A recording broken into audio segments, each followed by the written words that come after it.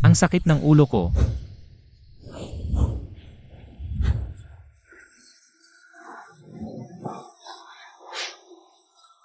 Bastos. Gago. Hindi ko sinasadya.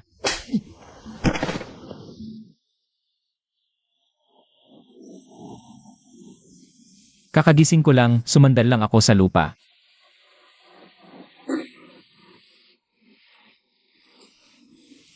Ginoong Jensheng, ano nang nangyari? Ayos ka lang ba?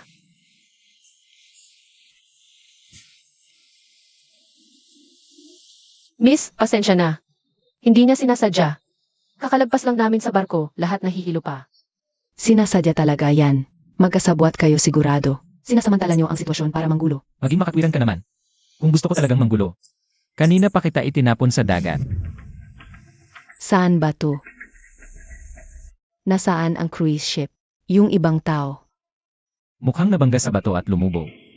Tinangay tayo ng alon papunta sa isla na inabandona. Ginoong Jensheng, ano nang gagawin natin ngayon? Wala tayong dala kahit ano. Huwag kang matakot. Tingnan muna natin kung may magagamit. Ang mabuhay ang pinakamahalaga.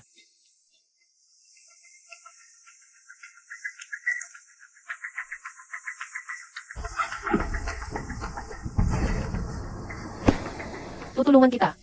Tignan natin kung ano ang laman.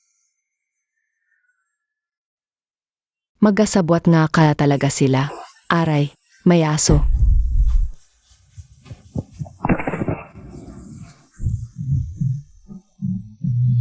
Ingat!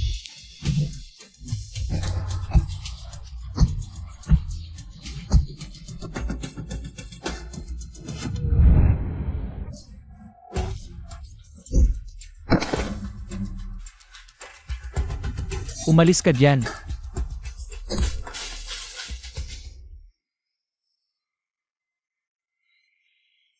Okay na, okay na. Tumakbo na yun. Salamat. Maraming salamat. Walang anuman. Ayoko lang ng pabigat. Mamamatay ka rito at ako pa ang maglilibing sa'yo. Sana kinain ko na lang lahat ng almusal ko kanina. May gulay na ligaw doon, hukayin ko. Maghintay kayo rito. Huwag kayong gala ng gala. Baka makaakit ng mabangis na hayop. Sasama ako sa'yo. Mas marami, mas malakas. Ginoong Jensheng, galing mo parang noong bata tayo. Lumaki kasi ako sa bundok kasama si Lolo. Basic lang. Dinala pa kita sa bundok noong bata tayo. Para maghanap ng gulay na ligaw, di mo na ba naalala? Naalala ko. Noon, ang mga pinakamalaking dahon. Ang ibinibigay mo sa akin. Mag-isa kayong dalawa dito sa gubat. Walang kahihiyan. Hindi yan nakakalason. Kinakain ko na yan simula bata pa ako. Paano kung may halo kang ibang bagay diyan? Kung ayaw mo, huwag. Pag namatay ka sa gutom, bahala ka. Huwag kang mag-alala, Nay. Si Ginoong Jensheng ang pinakamatapat. Hindi niya kayang gumawa ng masama. Kung ayaw mo maniwala, ako na ang unang kakain.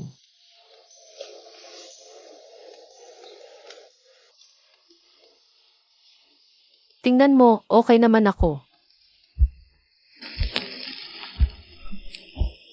Ginoong Jensheng, tikman mo. Elnan, masarap. Kumain ka na. Pag nagutom ka, sino ang magtatayo ng tent ko? Sakto lang. Pwede na, nakakabuhay naman. Huwag kang gagalaw.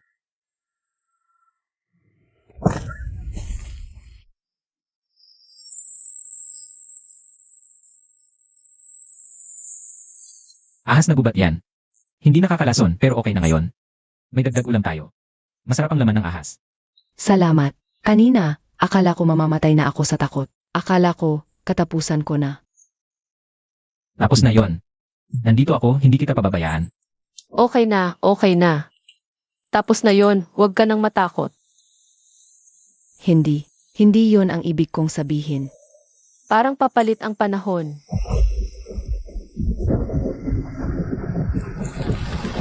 Naku, ulan na malakas. Pababa ang lugar na ito, babahain tayo. Halika, sumunod ka sa akin. Bilis, sumunod kayo.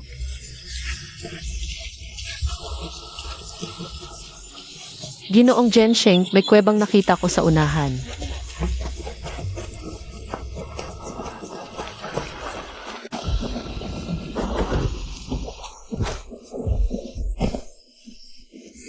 Hintay muna kayo rito. Hahanap ako ng mga tuyong kahoy para sa apoy. Kung walang apoy, magkakasakit tayo. Ang lakas ng ulan sa labas, delikado. Huwag ka na sigurong umalis. Magkayakap na lang tayo para mainit. Hindi pwede. Mukhang magdamag pa ulan ito. Walang apoy, siguradong magkakasakit tayo. Babalik agad ako. Pasensya na. Mali ang akala ko sa'yo. Akala ko, kagaya ka ng mga masasamang tao. Okay lang. Kung ako ang ganyan sa di kilalang lugar, mag-iingat din ako. Mabait talaga si Ginoong Genshin.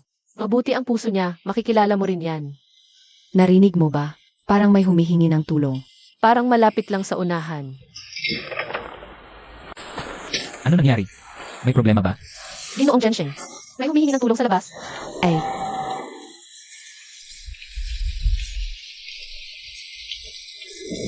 Kayo dalawa, dito kayo magsigil ng apoy. Huwag kayong malayo. Ako na lang ang sasagip. Masyadong marami tayo, mahihirapan ako. Baka may masamang mangyari. Huwag mag-alala, babalik agad ako. mag-ingat ka. Hintayin ka namin dito.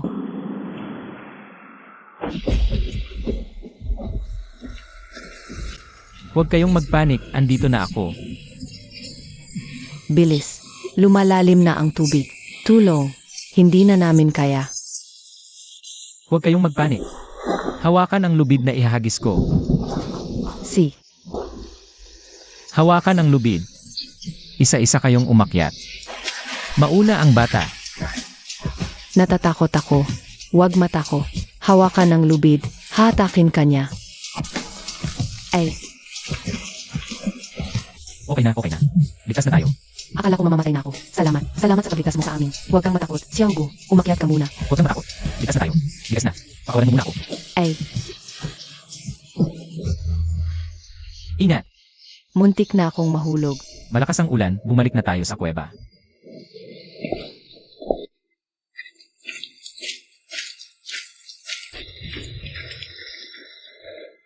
Kumusta? Nakita mo ba ang tiya ko?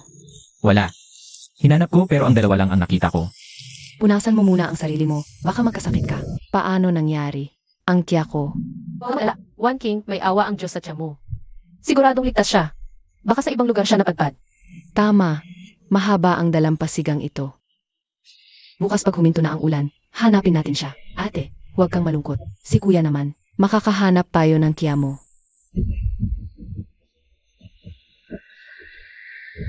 Pakiusap, hanapin mo ang tiya ko bukas. Siya na lang ang natitirang pamilya ko. Huwag kang mag-alala. Pagbukas ng umaga, hahanapin ko siya. Kahit baligtarin ko ang buong dalampasigan, hahanapin ko siya. Salamat. Maraming salamat talaga. Tumayo ka. Huwag ganyan. Huwag kang mag-alala. Bukas, talagang hahanapin natin ang tiya mo. Salamat. At, pasensya na sa mga nakaraan. Hindi ko dapat pinaginalaan ka ng ganun. Ayos lang. Kung ako rin naman ang nasa kalagayan mo, magiging maingat din ako. Kumain ka pa para mainitan ang katawan. Wow, ang sarap. Hindi pa ako nakakain ng ganito kasarap na. Ulay na ligaw. Dahan-dahan lang sa pagkain, marami pa. Ang galing mo sa pag-survive. Sa ganitong sitwasyon. Nakahanap ka pa ng ganito karaming nakakaing halaman. Lumaki kasi ako sa bundok kasama ang lolo ko. Basic na lang sa akin ng mga to. Kaya pala.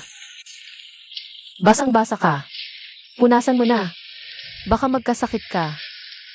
Salamat, Ate Xiu. Hay, ang bata mo. Laging hindi inaalagaan ang sarili. Ate Xiu, ako na lang. Huwag kang kikilos, malapit na tumatapos.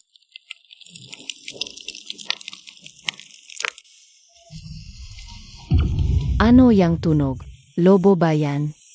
Tahimik, makinig muna. Baka kumpol ng mga lobo. Ano man yan, huwag kayong magpanik.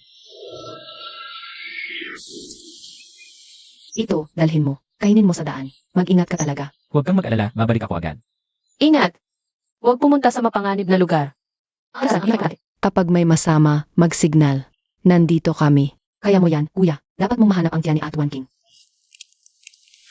Ikaw na ang bahala.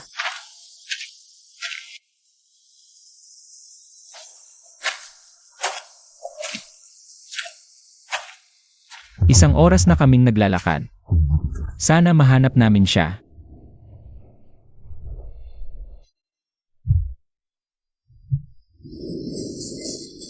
Hay.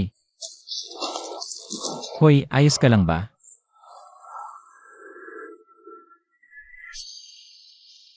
Mabuti pa, humihina pa. Nahimatay lang. Hanap muna tayo ng ligtas na lugar. Sage. Aray. Lighter ng lungsod. Uminom ka ng tubig. Dahan-dahan lang. Sino ka? Ano ang gusto mo? Huwag kang matakot. Ako si Ginoong Jiansheng. Isa rin akong pasahero ng cruise ship. Sinagip kita. Ang pamangkin mo. Si Su Wanking naghihintay sa'yo sa kuweba. Nag-aalala siya sa'yo. Si Wang King. Ayos lang siya. Ligtas siya. Sinagip ko siya kahapon. Kasama ang 3 pang babae. May kampo kami sa kuwebang nasa unahan. Nasugatan ang dibdib mo. Huwag kang gagalaw. Tutulungan kitang gamutin yang sugat mo. Tutulungan kitang gamutin yang sugat. Tutulungan kitang gamutin yang sugat mo. Gamot sa sugat, ilagay para mawala ang sakit. Salamat, Ginoong Jiansheng. Walang anuman, okay na to kaagad. Salama. Tibayan mo lang, magiging maayos na ito. Ang galing mo, sanay na sanay. Tumutulong ako kay Lolo sa mga sugat niya nung nasa bundok pa ako. Ah, ganoon pala. Kain ka muna para may lakas ka. Ang sarap pala ng gulay na ligaw na to. Okay lang. Madalas ko ito kainin nung nasa bundok pa ako. Ang galing mo. Sa isla na inabandonang to. Ang dali-dali lang para sa'yo. Wala namang choice eh. Mamamatay ka na lang ba kung hindi ka lalaban? Tama ka. Dahan-dahan, subukan nating tumayo. Pasensya na. Hindi ko kaya. Okay lang, isasakay kita sa likod. Halika na. Kailangan na nating hanapin ang iba. Pasensya na sa abala. Hala, ang lakas ng tibok ng puso mo.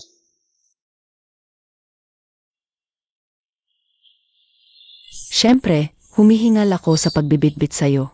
Ang bigat ko siguro. Pasensya na sa hirap. Ipababa mo na ako. Pagod ka na. Okay lang, konting lakad pa. May kakahuyan sa harap. Doon na tayo magpahinga. Pero basa na lahat ng damit mo. Ligas na tayo rito. Magpahinga muna tayo. Pahinga muna.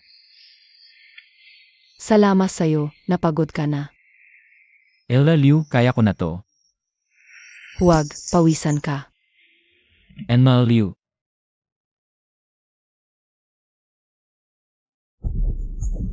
May kuweba sa harap, doon tayo magtago.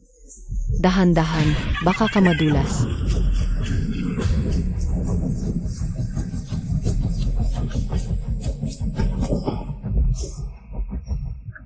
Ligtas na rin tayo sa wakas.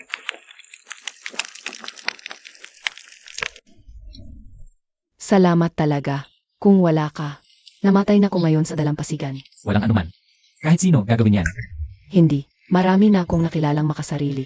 Nang lumubog ang cruise ship, maraming lalaki ang unang tumakbo. Wala silang pakialam kung mabuhay o mamatay ang iba. Hindi na tayo makakabalik. Mag-aalala si Wan King. Huwag mag-alala, matatanda na sila. Kaya nilang alagaan ang sarili. Pagkatapos ng ulan bukas ng umaga, makakabalik na tayo. Sana ligtas sila. Ang damit mo, amoy araw. Sanay na ako sa bundok. Naalala ko tuloy. Yung mga bagay noon. Bakit hindi pa sila umuwi? Ang lakas ng ulan. Baka may nangyari sa kanila. Si At Wang King at si Kuya Jiansheng, ang tatapang nila. Siguradong ligtas sila. Magaling siyang mabuhay sa gubat. Baka naipit lang ng ulan. Bukas, siguradong nabalik yan. Sana nga. Simula bata pa, palaging matapang yan. Lahat ng problema, sarili lang niyang dinadala. Etsay, matagal mo na bang kilala si Ginoong Jiansheng? Magkapit-bahay kami. Magkasama kaming lumaki. Mas bata siya sa akin ng 8 taon. Ako ang nakakita sa kanyang lumaki. Wow, ang close niyo siguro. Di ba, Kuya Jiansheng? Anong itsura niya noong bata pa? Malikot talaga yan noong bata. Palaging tumatakbo sa bundok. Umaakyat ng puno, nang huli ng ibon, nangingista lahat ginagawa. Pero mabait siya. Matapang at mapag-alaga. Kapag may nang-api sa akin, siya ang unang lalaban para sa akin. Hindi ko akalain, Palak Knight in Shining Armor pala siya. Nang magtrabaho sa malayo ang mga magulang niya. Si Lolo na ang nag-alaga sa kanya. Tinuruan siya ni Lolo ng gulay na ligaw. Ng mga halamang gamot at kung paano mangaso. Nang mawala rin si Lolo, nag-iisa na lang siya. Nag-iisa lang siyang nabuhay. Nang mag-asawa ako, bihira na kaming magkita. Maaga namatay ang asawa ko, kaya umuuwi ako paminsan-minsan. Mabait at maalaga siyang tao. At sa'yo, huwag kang malungkot. Magiging maayos din ang lahat. Kapag nakalabas na tayo dito, makikita mo ulit ang anak mo. makakaalis tayo dito. Si Ginoong Gensheng ang maghahatid sa atin palabas. Ligtas na ang lahat.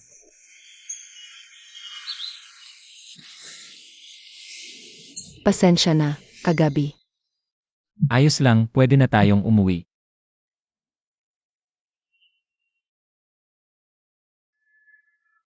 Tita Chen, Ginoong Gensheng. Sila yun.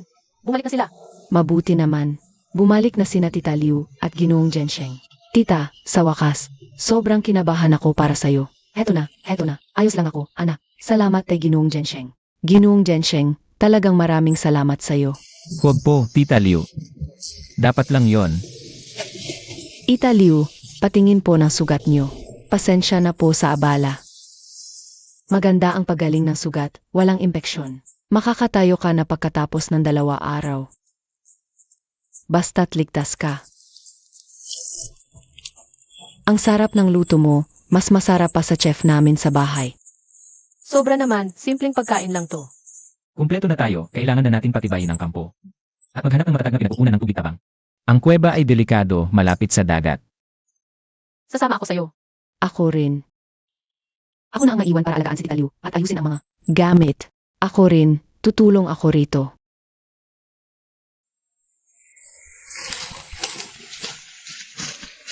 Tunog ng agos, dapat may ilog sa dakong yon. Toto, nandyan. Tara, tingnan natin. Ang galing, may tubig na tayong mainom. Na, Wow, ang tamis. hindi na tayo iinom ng tubig ulan. Mataas at protektado, perpekto para sa kampo. Bukas na tayo lilipat dito. Tingnan ninyo, ano yon? Naku! May babira mo rito.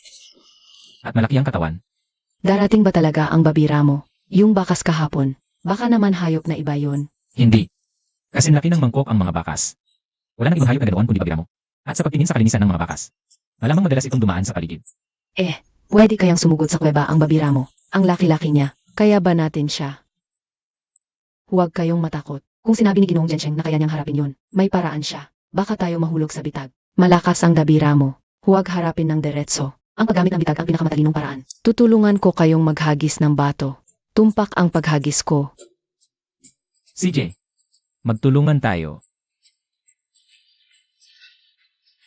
si Wanting at si Ogo. Manghalap kayo ng matitibay na baging. Si Tita Liu at Dr. Jem, ayusin niyo ang mga kalamitan. Maganda rin ang mga halamang gamot para sa pagpapahinto ng dugo. Sage. Ayos. Bukas maghihintay tayo sa tabi ng ilog. Dumadating ang babira mo tuwing dapit hapon para uminom sa kanluran. Sa oras na yon, maihatid natin siya sa hukay na bitag. Sapat pa ang gulay para sa 3 araw. Sagana naman ang tubig, pero wala talagang karn. Kung mahuhuli natin ang babira mong ito, hindi tayo mag-aalala sa karne ng kahit kalahating buwan. Tama, ang pagkain puro gulay lang ay magdudulot ng malnutrisyon. Makabubuti sa katawan natin ang tamang pagkain ng karn. Ang tagal ko nang hindi nakakakain ng karn. Gusto ko ng inihaw na pa. Puro ka na lang kain. Kapag nahuli ang babira mo, lulutuin ko ng adobo. Inihaw na tadyang, nilagang buto-buto, busog kayo sa pagkain. Sige, bukas siguradong mahuhuli natin ito. Ito ang hukay kapag tumapak dito ang babira mo. Tutubog ng mga patpat ang kanyang binti para hindi na makakatakas. Paano naman itatakip sa ibabaw? Lagyan ng mga sanga at dahon tapos takpan ng lupa. Para mukhang pantay ang lupa tulad ng paligid. Ginoong Gensheng, mag-ingat ka. Baka matusok ka ng mga patpat. Huwag kang mag-alala, alam ko ang ginagawa ko. Kuya Gensheng, marami kaming nakolektang baging. Tingnan mo kung sapat. Pagod na ako, ang hirap bunutin ng mga baging. Sapat na yan. Salamat sa inyo, napakahirap ng ginadaanan nyo. Uminom muna kayo ng tubig. Magpahinga muna kayo. Salama.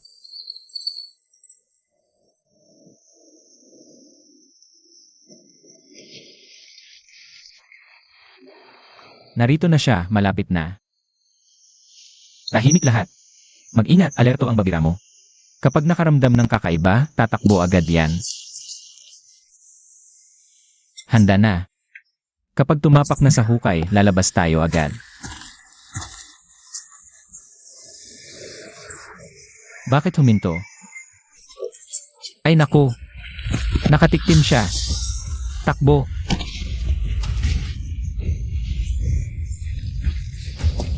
One King. Hayop ka. Dito. Tumayo ka. Mag-ingat. Umakyat ka sa likod ng puno. Ginoong Gensheng, tutulungan kita.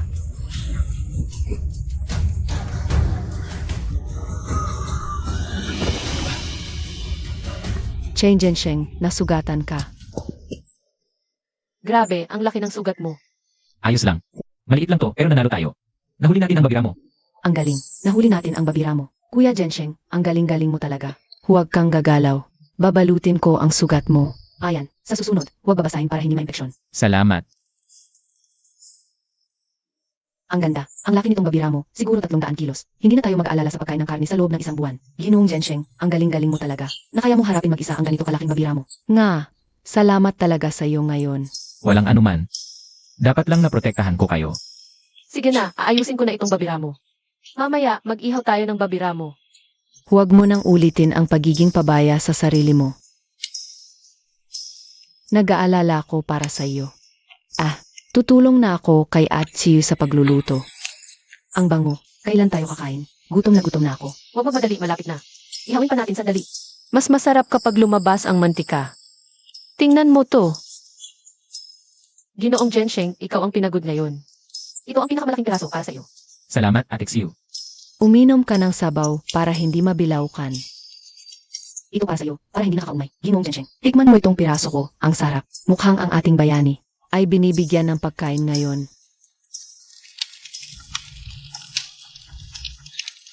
Wow, ito ang pinakamasarap na inihaw na nakain ko. Tama, ang sarap ng luto ni Tseu. Hindi naman. Ang lambot at sarap talaga ng karne ng babira mo. Mas masarap i-offer sa karne ng baboy sa palengke. Ngayon, mayroon tayong mga 300 kilos ng babira mo. May gulay at tubig para sa 5 araw. Mayroon din tayong mahigit 10 sibat, ilang baging at mga bato. Tungkol sa gamot, marami pa tayong halamang pantigil ng dugo. Pero, konti na lang ang gamot sa sipon at anti-inflammatory. Bukas, asin na natin ang natitirang karne ng babira mo. Gawin natin tinapa para mas tumagal ang buhay nito. Tapos magpapatuloy tayo sa paghahanap ng gulay at prutas sa gubat. Bukas, ayusin ko pa ang kampo, gagawa ako ng ilang patungan. Para sa mga tinapa at iba pang gamit.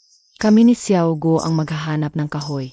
Para kung umulan, hindi na tayo mag-aalala. Tama, mag-ipon tayo ng napakaming kahoy. Bukas, pupunta ako sa guba para mamitas ng mga halamang gamot. Dagdagan natin ang mga stock ng gamot. Ako ang bahala sa paghahati-hati ng mga suplis. Sige, ayusin na natin yan. Pagod na kayo, maaga kayong matulog. Bukas ng umaga, magsisimula na tayong magtrabaho. Sage.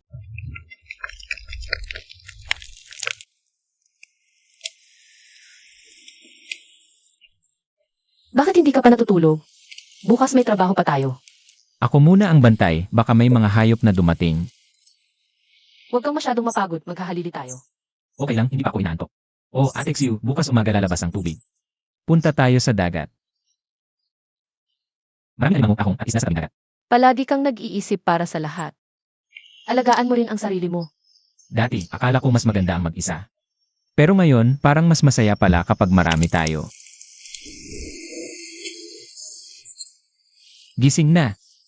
Lumabas na ang tubig, baka maubusan tayo ng seafood. Ano yan? Maaga pa, ano? May pagkain na.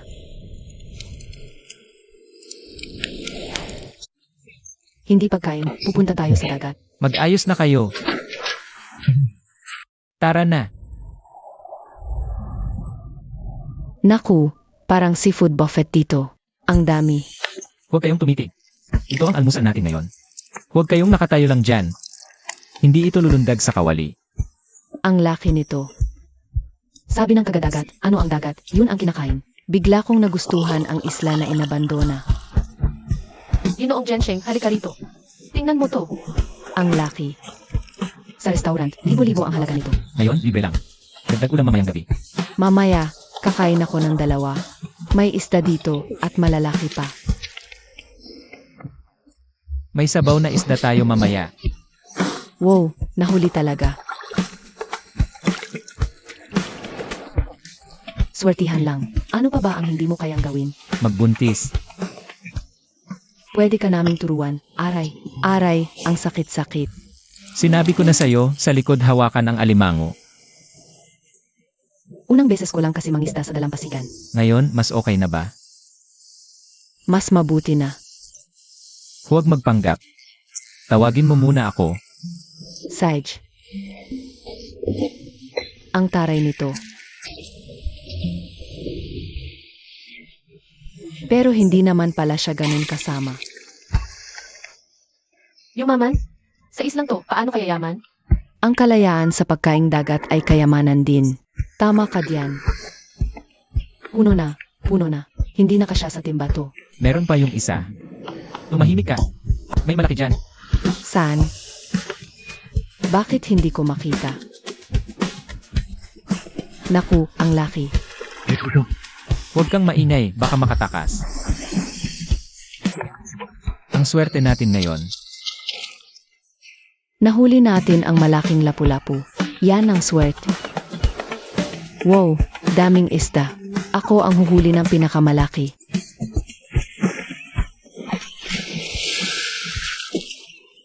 Pwe, mandaraya tong isdang to. Ikaw kasi ang tanga. Hahaha, ang bilis tumakbo. Ay naku, basa na lahat. Hahaha. Siyak Xiaogo, habulin mo ako. Tingnan mo. Atsayu, dali dito. Wala akong pakialam. Sumali si Atsayu. Hulihin muna siya. Ay naku, mga batang to. Hahaha. Italiw, tulong. Sige, sama-sama tayo. Huwag niyo siyang palabasin. Hahaha. Ang babaw niyo. Hahaha. Dr. Jiang, patas na ngayon. Siyak Xiaogo, tara, sama-sama. Hahaha.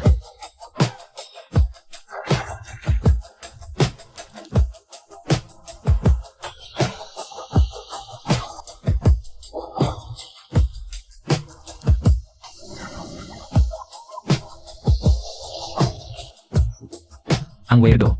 Parang kakakilala lang natin sa isa't isa. Pero parang matagal na tayong magkakilala. Sa wakas, nakabalik na tayo. Kung patagalin pa natin dito, magkakasakit talaga tayo. Hindi pwedeng matagal ang basa ng damit. Madaling magkasakit. Nami-miss ko na ang mainit na paligo. Dapat magpainit muna tayo bago tayo magkasakit.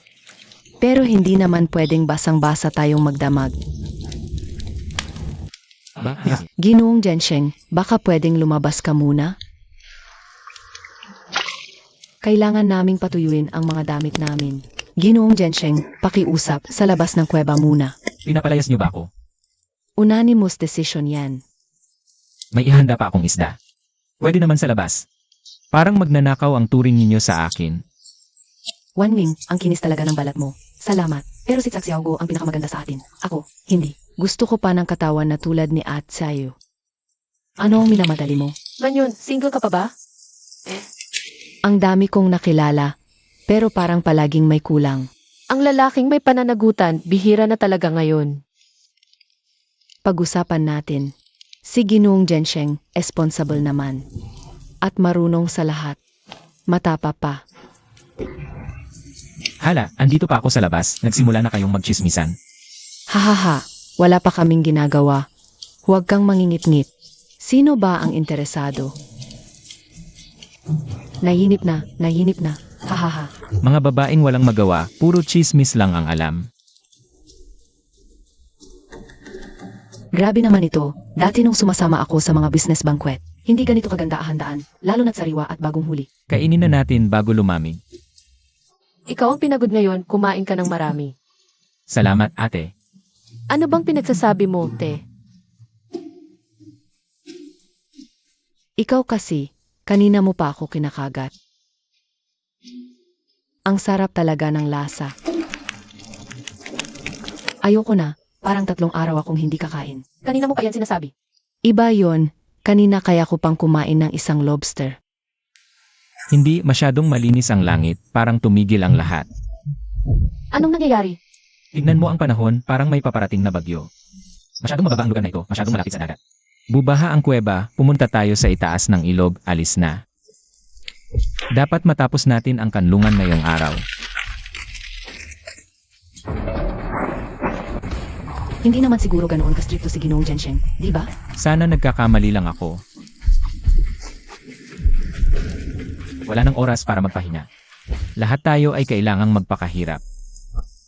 Ano ang kailangan namin gawin? Si Ate Manyon ang bahala sa pag-aayos ng mga gamit. Si Ate Xiu, sumama ka sa akin para magputol ng mga puno. Iwan kasi ako. Hanapin niyo ang mga malalaking baging. Sapat na ba? Kulang pa. Kailangan pa ng 10. Parang mamatay na ako sa pagod. Tigilan ang daldal, bilisan natin. Akin na ang mga baging, ako na ang magdadala. Ganito ba ang pagkakatali? Okay ba? Higpitan mo pa. Ang bilis naman. Mas mabilis pa sa inaasahan ko. Umulan na. Bilisan niyo lahat. Dapat matapos bago magdilim. Matatag kaya ito? Kailangan matatag kahit ayaw. Lumalakas na ang hangin.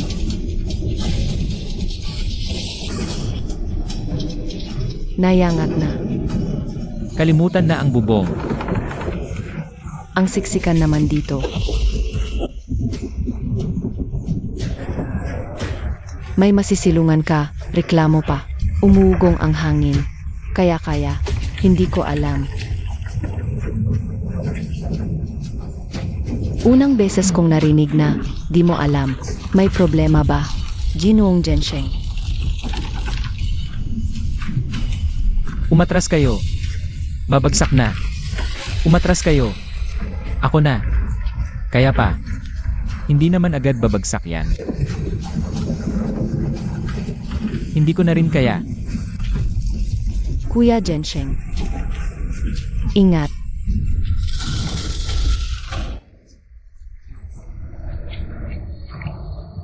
Lahat ba ay okay? Okay lang ako. Nasaan si Gensheng? Kuya Gensheng. Chen Gensheng. Gensheng, nasaan ka?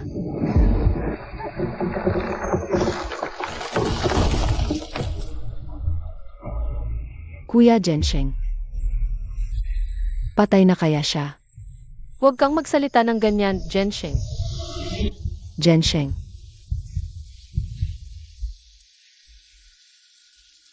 Huwag kang umiyak, buhay pa siya. Totoo ba? Chen Gensheng, gising ka.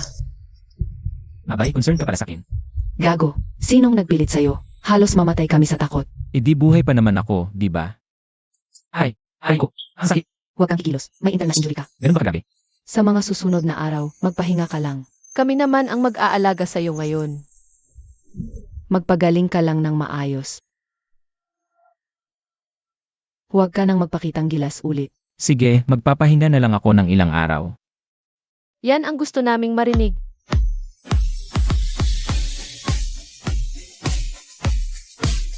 Hahaha,